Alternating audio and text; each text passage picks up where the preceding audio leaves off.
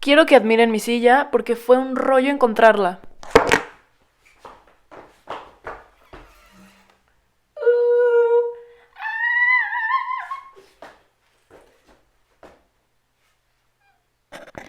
Pues ahora sí, preciosísimes, les voy a hablar de hacks. La vez pasada dije que les iba a hablar de hacks. Ya pasaron como 1000 años, ya lo sé, perdón, he estado ocupada. Pero lo que pienso es que voy a estar subiendo episodios cada 2 semanas para ser un poco más consistente, pero no estar tan presionada. Y bueno, hablando de hacks, es esta serie de una chava que es escritora que tiene como 23 años y empieza a trabajar con una comediante que tiene como 60 o 70 años. Y al principio no se caen bien y chocan mucho. La comediante se llama Deborah y la escritora se llama Ava. Entonces Ava está pues descubriéndose a sí misma, viendo quién es ella en la vida y está intentando descubrir cómo crecer y así, porque al principio no le cae bien Deborah. Como que chocan, ¿no? Se le hace esta boomer medio racista, medio problemática, todas estas cosas. Y bueno, el caso es que a mí me encanta Ava porque es súper reflexiva. Y hay una frase de Ava que dice, a ver, déjenme la busco. Aquí. Bueno, Ava, contexto, es bisexual. Y entonces ella dice, ¿no? O sea, se empieza a sentir frustrada porque un güey la rechaza. Y ella no entiende por qué se siente frustrada de que un güey la haya rechazado cuando ella pues es bisexual y se supone que ni siquiera le gustan tanto los hombres porque le gustan más las mujeres. Pero entonces se acerca con Deborah cuando ya se están abriendo y se empiezan a hacer amigas y le dice: me he dado cuenta que a veces confundo la emoción que siento cuando un hombre muestra interés en mí con sentimientos genuinos de atracción, lo cual tiene sentido porque se siente bien obtener atención del grupo que ha sido puesto como los dioses líderes de la sociedad o lo que sea. Y esta frase me gusta mucho, ¿por qué? Porque de hecho hubo un meme, ya ven que está de moda esta serie que se llama The Summer I Turned Pretty o una cosa así. La verdad no he visto esa serie, pero he visto muchos memes de esa serie. Y me apareció uno que decía, el verano en el que descentralicé a los hombres de mi vida. Y güey, literal siento que fui yo. Porque este verano creo que fue el verano en el que descentralicé a los hombres de mi vida.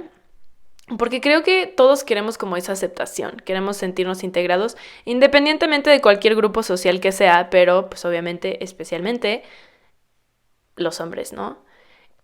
Se siente muy bien tener esta atención de este grupo que efectivamente ha sido puesto en un pedestal como los líderes dioses de la sociedad, o sea, los hombres, ¿no? Que son puestos como este modelo a seguir y creo que por el mismo modelo patriarcal que tenemos, pues el hombre es el ideal, ¿no? O sea, como que tiene todo. Y si ellos te aceptan, quiere decir que te miran como iguales o quizás se interpreta como si nos miraran como iguales y entonces se siente bien como pues entonces yo también soy aceptada por este modelo a seguir, por este ideal y por ende me acerco a eso. Y justo por este mismo modelo patriarcal, yo siento que muchos hombres, y lo he platicado hasta con mis amigos hombres porque creo que nos afecta a todos, muchos hombres no buscan como esta superación personal y por eso creo que muchos hombres se rehúsan a ir a terapia. Pues porque socialmente pues ¿qué le llamamos? La sociedad le dice a los hombres, güey, pues tú ya estás del otro lado. O sea, tú, por ser hombre, ya estás completo. No tienes que buscar superarte porque ya estás. O lo que le dicen al hombre, yo creo, o sea, dentro de los mensajes más comunes y más repetidos, porque no digo que le digan esto a todos los hombres, pero yo creo que sí a muchos, es esta idea de que, güey, tú lo que tienes que hacer es dinero. A ti lo único que te falta es dinero. O sea, tú preocúpate por hacer dinero, por establecerte financieramente, pero el resto, pues ya estás, güey, porque ya eres hombre.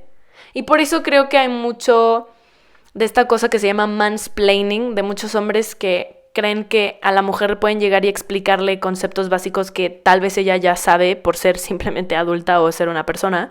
Pero estos güeyes creen que pues ella no lo va a saber porque es mujer, ¿no? Y claro que estoy generalizando porque ya me imagino gente diciendo como que, ay, güey, típica chava que repite el discurso de Facebook y no todos los hombres son así. Y obviamente yo sé que no todos los hombres son así, pero yo sí creo que a grandes rasgos y a nivel cultural, pues a los hombres se les dice, güey, pues ya estás, güey, lo único que necesitas es dinero. Solo enfócate en hacer dinero y en proveer y ya.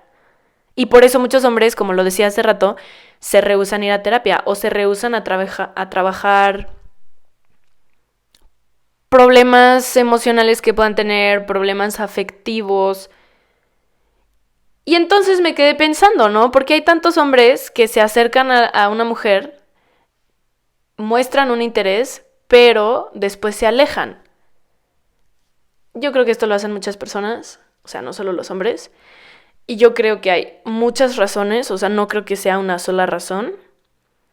Pero yo creo que, por un lado, hay personas que tienen apego evitativo y entonces en cuanto sienten cierta conexión prefieren alejarse porque, no sé, les da miedo esa intimidad emocional. O les da miedo sentir la responsabilidad de estar comprometidos en una relación en la cual tengan que portarse bien, ¿no? O sea, que tengan que, pues esto que se le llama responsabilidad afectiva, pero simplemente estar presente en la relación, ser un apoyo, ser una escucha, amar genuinamente, ya sabes, o sea, comprometerte a estar presente, comprometerte a una relación monógama, y entonces les da miedo todo eso y se alejan. Pero yo creo que también puede ser miedo a las responsabilidades que sienten que les va a poner la vida. O sea, yo creo que muchos hombres quizás se empiezan a enamorar de una chava y se dan cuenta que esta mujer sí les gusta mucho y entonces sí se tienen que poner las pilas para estar con ella y mejor se alejan, porque prefieren alejarse a tener que ponerse las pilas para estar con esa chava que, pues, que requeriría que estos güeyes se pongan las pilas. O también miedo a, quizás, no sé, el otro día vi un meme que decía, espérame, nada más déjame termino la maestría, empiezo una empresa, me hago millonario y ya después te tiro el pedo. Y me dio mucha risa porque siento que yo también soy así, como que digo, a ver, no, déjame enfoco en lo mío, hago mis cosas, resuelvo todos mis problemas y ya cuando tenga cierta estabilidad, pues ya te tiro el pedo. Pero yo creo que muchos hombres han de decir, güey, ok, tal vez estoy mal. Reconozco que esto es, ¿cómo se dice? Estoy dilucidando sobre qué podría ser. No estoy diciendo que esto es lo que es. Pero yo creo que también muchos hombres se alejan porque dicen, güey, me gusta esta mujer, pero yo tendría que empezar a cubrir todos los gastos de nuestras salidas y eventualmente proveer y no puedo hacer esto ahorita, entonces mejor me alejo. Es posible. Y yo creo que es verdad. Bueno, y yo, antes de decir, no estoy diciendo que esto es la verdad, y después, esto es la verdad. No sé, pero ya, la verdad, esas son mis teorías sobre el patriarcado. No, tengo muchas más teorías, pero ya no quiero hablar de esto porque creo que... ¿Sabes qué pasa? Que hoy en día se habla mucho del patriarcado, del capitalismo, de la misoginia, y creo que muchas veces se habla a la ligera desde un punto desinformado, y yo reconozco que ahorita lo estoy hablando desde un punto desinformado. Para empezar, lo estoy hablando desde la experiencia. Entonces, la experiencia, pues no nos va a decir la realidad completa, y por eso creo que suficiente con este tema. Sigamos. Oh, hello. Hello. Siempre empiezo con eso. Siempre estoy pensando, oh, how you doing? How you doing, love? Pero bueno, admiremos esta nueva iluminación y admiremos esta playerita. Era de mi hermano. Pero bueno, ay, güey, ya sé de dónde saqué eso. Se lo copié a Lupita Villalobos, que siempre está. Bueno, X, ya. El crédito, donde el crédito va. Me quedé hablando del patriarcado. Pero bueno, no estaba hablando del patriarcado, estaba hablando de Eva. en Hacks. Y es que esta serie de verdad es icónica. Y la neta me siento un poco estúpida porque yo encontré esa serie en HBO y dije, oh, qué buena serie. Es una serie poco conocida, es una serie alternativa. Güey, no mames, o sea, ganaron un montón de Emmys y ya estuvieron nominadas desde hace años. Entonces, yo dije que es súper única y diferente y... O sea, sabía que ya los habían nominado un Emmy, pero nunca había escuchado que alguien hablara de esa serie. Entonces yo me sentía única y diferente. Pero me encanta que ahorita la actriz ya salió con Britney Broski en su...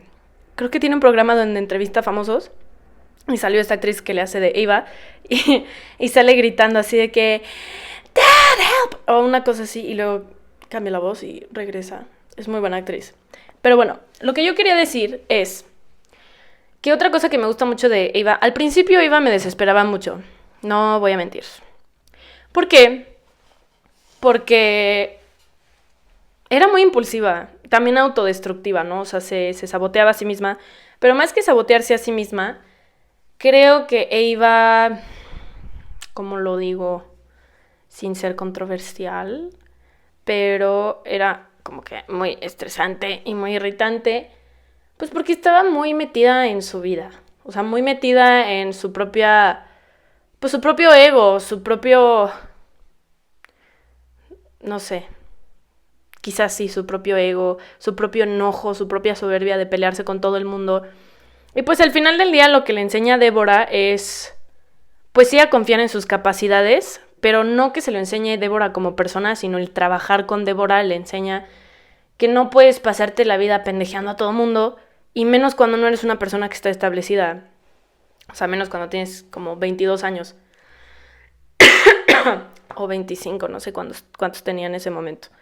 Pero, en tus 20. Y ahora que lo pienso, eso no es controversial. No sé por qué pensé que eso sería controversial, pero bueno. La cosa es que Ava, al final se empieza a ser como esta persona. Siempre fue una persona crítica, una persona... Ay, güey, no sé por qué siento que no puedo hablar.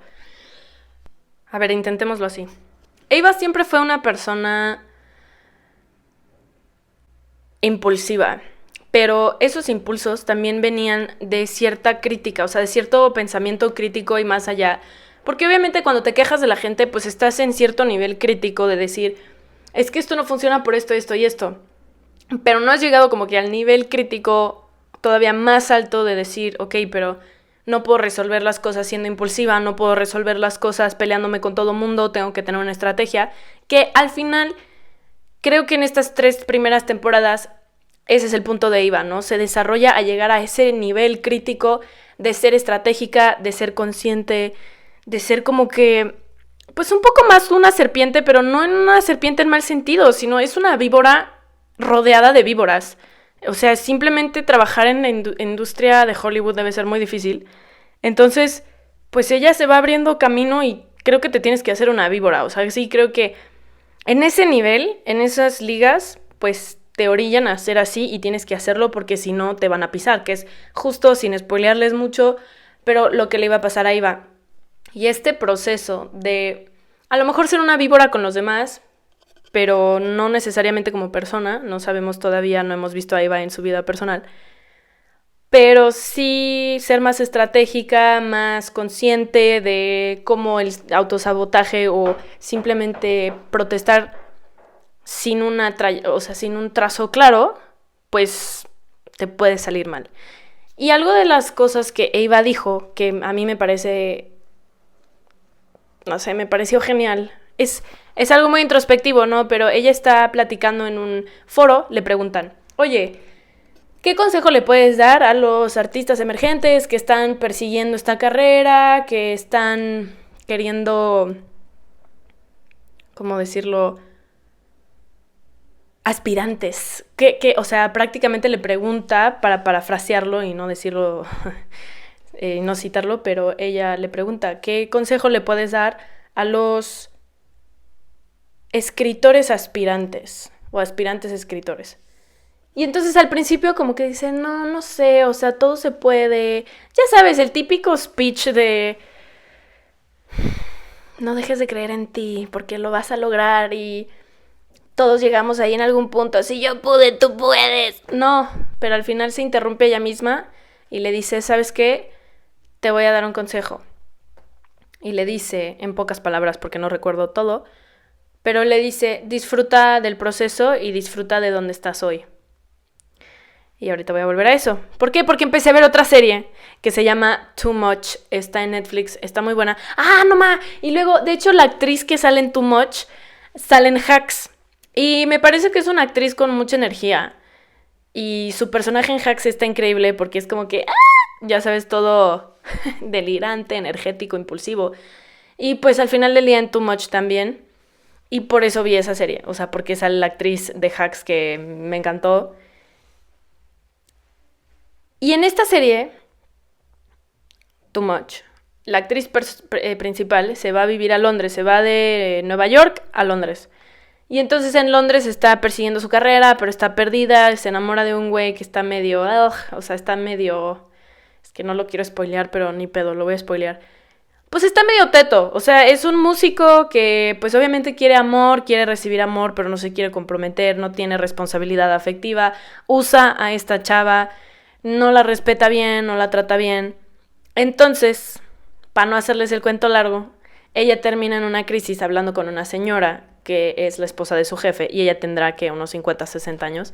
Y entonces le pregunta, oye, o bueno, no me acuerdo si le pregunta, pero el caso es que algo muy puntual que le dice la esposa del jefe es que disfrute del no tener claridad, porque eso se te va. O sea, prácticamente le dice que en algún punto de tu vida empiezas a tener claridad sobre todo lo que viene y todo lo que pasa. Supongo que esa claridad también te da una sensación de control y de estabilidad. Y entonces lo que le dice es, pues, disfruta donde estás ahorita y disfruta de no tener esa claridad, disfruta de esa incertidumbre sobre lo que va a pasar. Entonces ahora lo que yo quiero analizar, porque obviamente lo aplico a mi vida, el primer consejo de Eva, ¿no? Disfruta del proceso. La verdad es que creo que esto se dice mucho hoy en día, pero a veces el proceso puede ser complicado.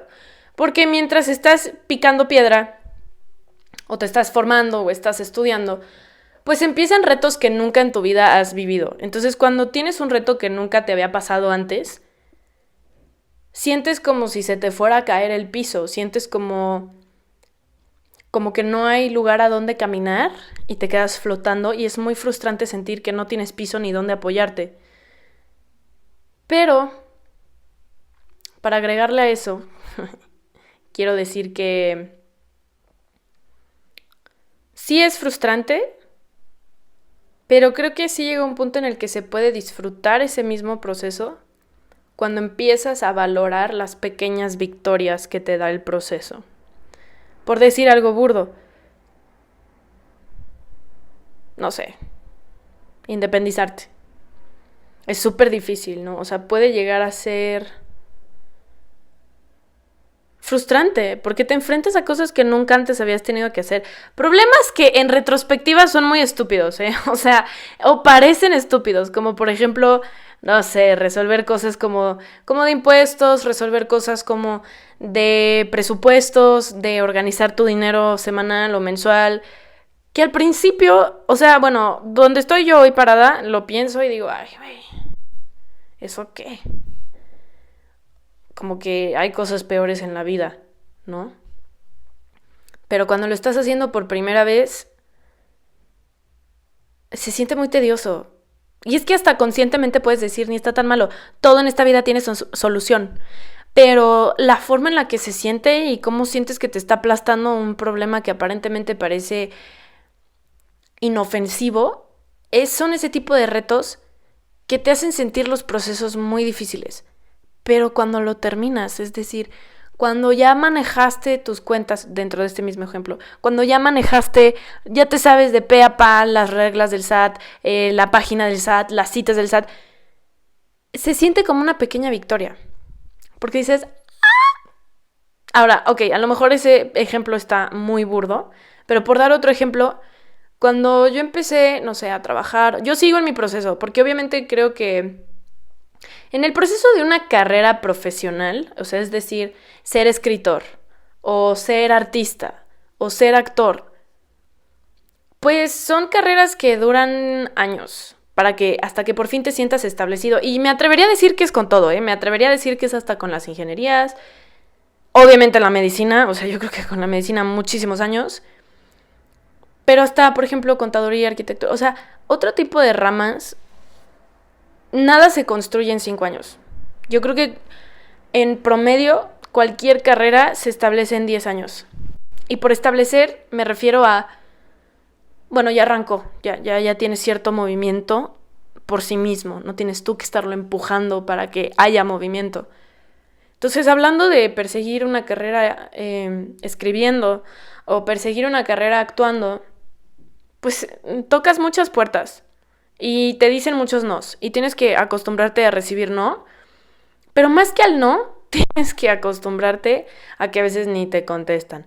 Tienes que acostumbrarte a que a veces te imaginas que la vida va a salir de una forma y sale completamente de otra, o tienes que acostumbrarte a la oscuridad de que no sabes nada, no sabes qué va a pasar. Pero ¿cuál es una pequeña victoria? Y es parte de esta idea de disfrutar el proceso. Es que cuando estás picando y picando y picando y picando piedra y no sale nada, cuando te sale algo, por más pequeño que pudiera parecer, es increíblemente placentero.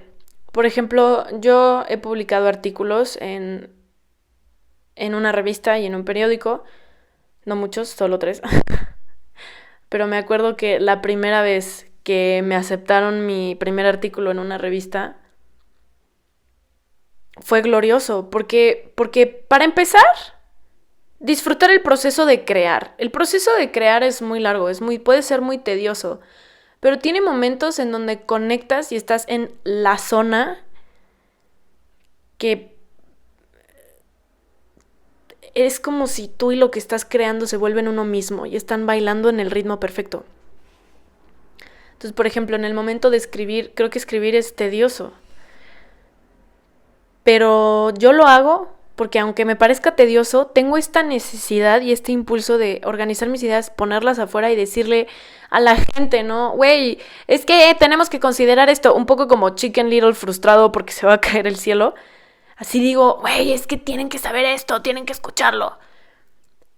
Pero llega un punto en el que pasa de ser tedioso y pasa de ser esta dificultad de tener que estructurar ideas complejas en oraciones muy, muy, muy estructuradas o muy perfectas, a un punto en el que algo conecta, una idea conectó, se vuelve un discurso y fluye y lo escribo y sale como salga. Y hay cierto poder en la forma en la que esas palabras están escritas. Por decir algo, ¿no? Un ejemplo.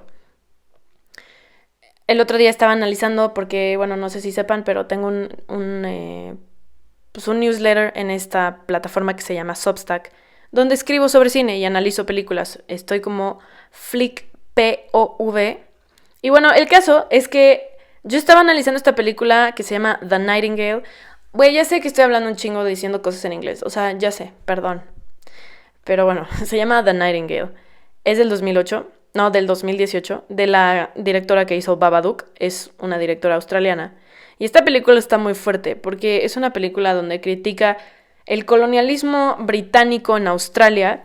Australia se llenó de convictos. Prácticamente al principio de Australia colonial, la mayor parte de la población eran, si no oficiales británicos, eran convictos de Inglaterra o en especial de Irlanda. Pero estos convictos eran convictos por cargos menores, o sea, eran convictos por robar comida, en especial los irlandeses. Los irlandeses estaban súper oprimidos por los británicos, no tenían que comer, les quitaban toda la comida, les quitaban todos los recursos, y entonces había muchos convictos por robar comida. Y los hacían esclavos y los llevaban a Australia. Entonces la película está muy fuerte porque pues es esta chava irlandesa que la llevan como esclava a Australia y en Australia abusan de ella, matan a su esposo, matan a su bebé y entonces ella se rebela y le paga a un hombre aboriginal para que la lleve por el bosque porque pues los ingleses y los irlandeses no conocen el bosque. No lo podían cruzar, entonces necesitaban ayuda de los aboriginales que además estaban esclavizados. Entonces le dice, bueno, te voy a pagar. Y el otro güey acepta. Pero es interesante cómo incluso una esclava, por ser blanca, tenía incluso este poder sobre los locales. Entonces yo escribí un artículo sobre esto, lo pueden leer ahí. Bueno, empecé a estructurar sobre por qué el colonialismo llegó a tener tanto impacto. O sea, ¿cómo puedes justificar una atrocidad así? Y los colonizadores encontraron formas de, por ejemplo, justificar la colonización en África. Una de ellas es que creían que como Salomón se vio con la reina de Saba, que esto fue en África, y esto es algo bíblico, ellos decían que si había referencias bíblicas en Europa es porque los europeos, en África, si había referencias bíblicas en África es porque los europeos habían llegado a África. Entonces su argumento era que si los europeos habían llegado a África al mismo tiempo que los africanos, entonces tendrían los mismos derechos sobre esa tierra. Y por ser superiores, porque decían que los africanos eran primitivos. ¿Por qué? Porque tenían estos rituales en conexión con la naturaleza, esta visión de los rituales, esta visión de conectar a los humanos con los animales y la naturaleza, esta visión de los espíritus, y lo veían como algo primitivo. Entonces, por eso mismo decían, si los europeos son superiores a los africanos porque los africanos hacen estas cosas primitivas y además llegaron al mismo tiempo a África, según la Biblia, pues tenemos no solo los mismos derechos sobre esta tierra, sino podemos gozar de un estatus especial. Todo esto es absurdo, pero es verdaderamente lo que ellos usaban para justificar la colonización en África. Entonces, el caso es que analizar esta película fue muy difícil. No es una película fácil, es una película dolorosa. Y volviendo al tema de disfrutar el proceso, es que es tedioso escribir, es tedioso entender un concepto a grandes rasgos, por ejemplo, el tema de esta película, pero analizarlo en palabras y decir exactamente qué estaba pasando ahí, cuáles eran las dinámicas de poder, cómo estaban arraigadas, cómo es que se podía oprimir al otro, pues ya es más complicado explicarlo y más complicado ponerlo en palabras. Y el caso es que yo me estaba costando mucho trabajo, pero de repente algo hizo clic en mi cerebro. Entre explicar la escena, entre citar a un filósofo que analizaba la filosofía africana, de repente hice clic y ya pude como que decir que porque tal y tal es inválido, vuelve a la idea inválida por sí misma. Y es eso, esas pequeñas victorias que tenemos que aprender a reconocer dentro del proceso. Porque jamás llegarías ahí si no fuera por iniciar en el paso 1. Y punto que ese es el paso 4 y ya gozaste esa mini victoria del paso 4, pero sigue siendo parte de un proceso porque no ha sido la conclusión del proyecto o en este caso la conclusión del artículo. No sé si todo esto tiene sentido porque literal me acabo de echar como 5 minutos explicando una sola idea. Espero que le agarren la onda y espero que sigan escuchando. Pero esa es una forma de disfrutar el proceso. Y ese es un ejemplo. Ahora, como actor, disfrutar el proceso es que tú sabes que estás picando piedra. Y gozar esa piedra es gozar emociones tan humanas como la esperanza. O sea, tener esperanza de que un día las cosas te van a salir bien. Porque además la esperanza no es constante. La esperanza no tiene permanencia. O sea, muchas veces, y esto no solo nos pasa a los artistas, le pasa a todos picamos piedra para mejorarnos, para alcanzar algo, y yo creo que llega un punto en el que paramos y nos detenemos y vemos todo el camino que hemos recorrido, pero también todo el que nos falta y decimos, güey, es que creo que nunca voy a llegar. Pero entonces cuando llegan esos momentos de motivación y de esperanza, donde dices, ok, sí me falta todo eso, pero mira todo lo que he recorrido y si pude recorrer todo esto, puedo recorrer lo que me falta, esos momentos de esperanza también son placenteros y gozosos. Y son parte de disfrutar el proceso. Y luego analizando la segunda cita, o bueno, ni siquiera cita porque no lo cité, pero la segunda referencia de la serie de Too Much. Güey, todo esto debería de escribirlo en mi fucking blog. Perdón por decir fucking. Ya sé, perdón por el Spanglish. Pero bueno, volvamos al otro. La segunda cita es que le dice esta chava, disfruta de la incertidumbre. Güey, y te voy a decir por qué es importante disfrutar de la incertidumbre. La incertidumbre puede ser muy estresante. Yo todo el tiempo estoy estresada. Yo estoy en un constante de ansiedad. No, ¿qué dije? ¿En un constante? Estoy en un estado constante de ansiedad. Porque pues sí, o sea, cuando no sabes qué va a pasar, llega un punto donde tienes miedo, porque dices, güey, ¿qué tal que nunca nada me sale? O sea, ¿cómo me voy a mantener? ¿Qué tal que pierdo el piso? Y obviamente la ansiedad, pues también sale por un pesimismo. Y yo tiendo a ser un poco pesimista, donde digo, es que todo va a ir mal, todo va a salir mal, y si no es pesimismo, es fatalismo. Pero dicen que todo se puede ver de diferentes lentes, ¿no? Podríamos cambiar el lente y empezar a analizar que si todo, si no se puede saber nada y no puedes saber nada sobre el futuro, ¿por qué pensar que va a pasar lo peor? Y quizás eso es a lo que se refiere esta mujer con disfrutar de la incertidumbre. Porque hay momentos en el que cuando no sabes qué va a pasar y tienes esa misma esperanza y te aferras a esa esperanza, te motivas y te animas porque dices, güey, cualquier cosa es una posibilidad. Y sí, lo malo es una posibilidad, pero también lo bueno. Y también a veces fantaseamos, o sea, creo que eso es algo normal. Creo que fantasear con nuestra versión ideal de las cosas es lo que también a veces nos da esperanza y nos da motivación. O sea, es cuando empezamos a salir con una persona y fantaseamos sobre lo perfecta que es esta persona, ¿no? Sobre cómo esta persona me va a dar lo que he estado buscando durante tanto tiempo. Y ya después de 3 meses se te rompe la burbuja y dices, no, esta persona está sacando el cobre, güey. Pero bueno, oye, ¿eso es una expresión problemática? Porque la he escuchado mucho tiempo, pero ¿a qué se refieren con eso? Bueno, no voy a decir eso. Vamos a decir, esta persona me está mostrando sus verdaderos colores. Pero el caso es que, pues sí, gozar de la incertidumbre también es gozar de las fantasías sobre un futuro ideal. ¿Por qué? Porque cuando se te acaba esa incertidumbre, entra la certeza de que ahora las cosas son como son y no las puedes cambiar. Y ahí entra mi fatalismo, claro, ¿no? Porque si no te gustan las circunstancias que resulten, pues las puedes cambiar. O sea, también es una posibilidad cambiarlo, reinventarte y elegir otro trayecto. Pero yo creo que también a esta mujer, por ejemplo, es que esto sí va a estar muy deprimente, oigan. Pero esta no es la única opción, esta no es la única perspectiva. Hay otras perspectivas. A lo que quiero decir es,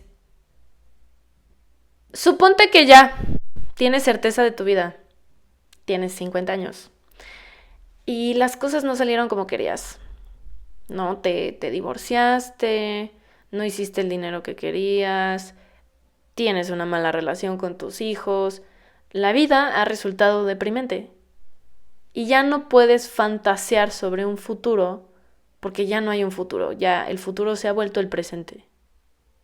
¡Ah, güey! Sí está muy deprimente lo que estoy diciendo. Porque obviamente, güey, si a los 40 te puedes reinventar. Por eso la gente entra en la crisis de los 40. Porque dicen, güey, llevo haciendo tantas cosas tanto tiempo y me queda la mitad de la vida. Entonces, obviamente, mis cielas se pueden reinventar. Como en Fantastic Mr. Fox.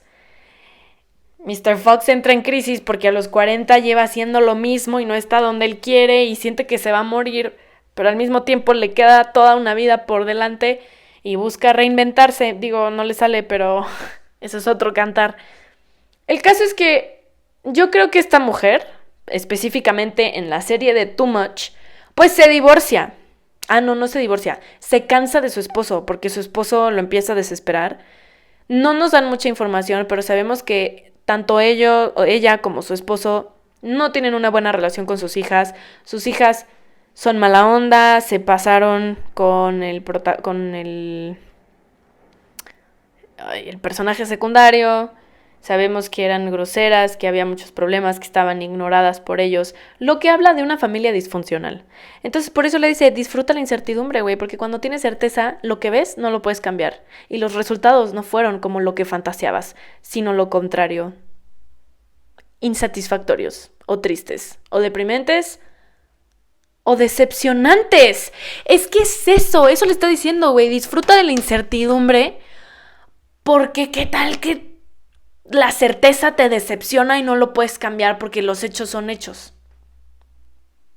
Y no estoy diciendo que eso vaya a pasar, pero sí estoy diciendo que si de por sí la incertidumbre es frustrante porque habla de una inestabilidad, habla de que no sientes el piso, de que no sabes qué va a pasar, de que no sabes si sí lo vas a lograr o si no lo vas a lograr, pues hay que buscar la forma de soportarlo. Y si eso es fantaseando y teniendo la esperanza sobre un futuro brillante, pues ¿por qué no? Y más si estás conectado, o sea, yo conozco personas que sí les ha ido mal en lo que era el futuro y se convirtió presente, les fue mal, pero también hay personas que tomaron las decisiones indicadas por tener la conciencia necesaria en el momento y les fue bien. ¿Qué pasa? Que muchas veces la gente la está cagando y no se da cuenta que la está cagando. Y le dicen, oye, es que la estás cagando y no quieren, güey, se rehúsan. O sea, también hay gente que, pues no se ayuda. Entonces, mi conclusión un poco positiva dentro de mi constante pesimismo es disfruta la incertidumbre porque cualquier cosa puede pasar, hasta la buena. Y si tomas la conciencia suficiente sobre tus acciones y sobre lo que te conviene y lo que es una buena decisión, te puedes asegurar un buen futuro. Ahora, tampoco sean tan idealistas y tampoco tengan expectativas tan altas, ¿no? Porque también luego la gente se pone presiones bien altas, en todos los aspectos posibles. Yo, por ejemplo, que trabajo con mis alumnos, de repente traen unas metas acá altísimas. Por ejemplo, yo doy clases de español, ¿no? Y platico con mis alumnos, que muchos les digo, oye, ¿por qué quieres hablar español? No, porque me quiero comunicar con muchos hispanos que hay aquí en Estados Unidos, que no sé qué, que no sé cuánto. Y todo el mundo habla español y quiero comunicarme con mi comunidad. Ah, ok, qué cool. ¿Y cuáles son tus expectativas? Pues hablar como un nativo. Y yo, ajá, ¿y en cuánto tiempo? No, pues en 6 meses. No, güey. No, pues te estás estableciendo a ti mismo para cierto fracaso, porque te estás poniendo una meta muy alta. De hecho, una vez vi un video de Mark Rubin. Mark Rubin es uno de estos tiburones de Shark Tank de Estados Unidos, donde él decía, es que muchas mujeres cuando dirigen una empresa, son más exitosas que los hombres porque se ponen metas más realistas. Y si bien nos dan el mensaje contrario, ¿no? O sea, muchas veces te dicen, piensa en grande. Pero ¿sabes qué pasa? Que a veces pensar en grande no es pensar fuera de la caja. Y también te dicen que pienses fuera de la caja. Entonces, a ver, ¿o cuál es? ¿O pienso en grande o pienso fuera de la caja? Y yo siento que pensar fuera de la caja es pensar dentro de las posibilidades ambiciosas pero realistas. Y dividirlo en segmentos. O sea, a lo mejor hay una ambición muy grande, pero, güey, hay que ser realistas. No lo vas a alcanzar en el primer año, ni en los primeros 5. O sea, me acuerdo que el otro día yo le estaba hablando a un amigo sobre la actuación, sobre ser actor, sobre el teatro, sobre el cine. Y yo sé que no es fácil, pero yo le decía, güey, es que, o sea, yo tengo mis metas a 10 años. Porque sé que es una carrera que toma tiempo. Me dice, no, pues te falta ambición. Ah, porque además yo le dije, y pues bueno, si lo logro, lo logré, y si no, pues ya ni modo. O sea, no sé si eso sea el mejor tren de pensamiento, pero yo sí lo pienso, güey. O sea, yo sí lo pienso. Si no me logro establecer para cierta edad, pues yo creo que sí lo voy a dejar. No sé, no sé, porque luego uno dice eso y la pasión nos gana y la ambición no, la pasión, ¿no? La motivación por hacer arte te gana y hace que no te rindas. Pero bueno, yo lo que le estaba queriendo decir es, o sea, quiero fluir, quiero ir paso por paso. Y me decía, no, te falta ambición. Pero pues este güey es un finance bro. Entonces obviamente de seguro es de los que piensan que Jordan Belfort es un dios. El caso es que, ¿qué tal que a veces, y lo repito, pensar en grande no es pensar fuera de la caja? Y hay una escena genial en esta serie que se llama El Oso, donde al final de la última temporada hay un güey que llevaba las cuentas de todo. Pero no las cuentas del restaurante El Oso, que es el restaurante mamador, sino el restaurante The Beef, que es el restaurante que es, digamos, como una cocina económica. O sea, sí, como una cocina económica. No sé cómo se pueda comparar con algo en México. Pero como estas cocinas que venden, pues, tortas o sándwiches que son buenísimos, o tortas de cochinita, cosas así, que sabes que van a ser un hitazo porque a la gente le encantan, pero pues no son en el restaurante mamador. Y entonces este güey saca unas cifras y lleva la cuenta de todo y se da cuenta que si abren otras sucursales de este restaurante van a poder mantener el restaurante grandote.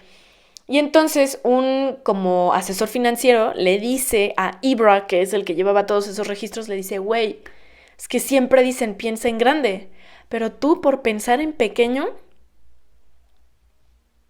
pensaste ingeniosamente y encontraste una respuesta, encontraste una solución a un problema muy grande y muy complejo. Entonces ahí fue cuando yo dije, güey, es que él pensó fuera de la caja y por pensar en el glamour, en lo que te da más estatus, en lo más mamador, en lo más grande, muchas veces pasas por alto o tomas por sentado las pequeñas joyitas que están enfrente de ti. Lo cual me recuerda al cuento güey, no mames, ya me concentré, porque a veces me quedo sin temas de conversación, pero este es un buen tema.